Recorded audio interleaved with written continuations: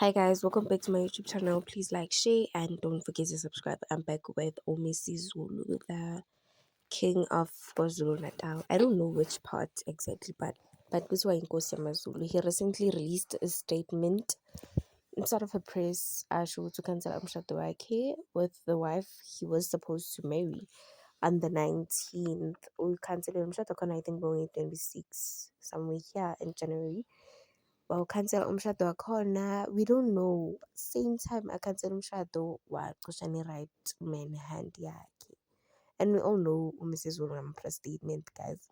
So it was alleged ukuthi umfazi wokuqala uyiplanile yonke lento, because before they even got married, umfazi lo wokuqala uwile wayecourt wayephikisana nomshado wabo waka-Mrs Zulu nomfazi wakhe okumele amthathe manje.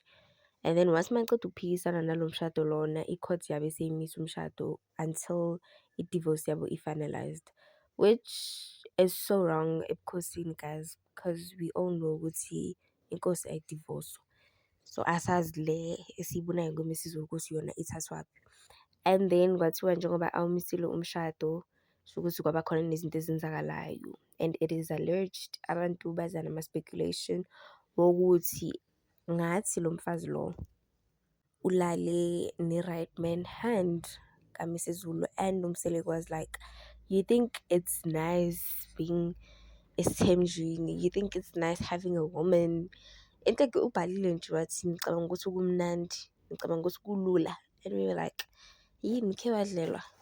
And umuntu engimcabangile oze engcolile ngicala was uMbali.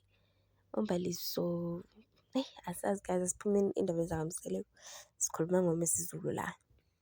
And abantu abaningi bathi mhlambe because it don't belong ku-King Mrs Zulu. I don't know, because zonke lezi zinto ezimenzakalayo izinto ezimbi kuphela. At first bekalwa nobhuti wakhe kuthiwa no, inkosi kufanele kube law. And then kwakusi abafazi bahlale beza laphayana when makune-redance balwa bakhala bafuna ukuya kuye. And then kwakusi-3 bekalwa naloya mfazi loya, lo mfazi azathi uyamshaya uMrs Zulu, which was i-side chick. Manje sokuza lokho, guys, kuningi for uMrs Zulu, like on a serious note. Let's just hope nomfazi lo akayenzanga izinto ezi-bad, yazini sebamkhansela bathi nama-security akusamelanga ahambe naye. Ama-right man hand akumelanga nje, i-right man hand-ke bamhlisile yena esitulweni. And ngokwazi ukuthi u-right man hand nje bekayova if ever bekuwuZulu wakudala, but-ke asikho lapho, guys. What are your thoughts on this? Cause mina nje iyangithusa indaba ka-King Mrs Zulu, guys, iyangithusa. Thank you for watching.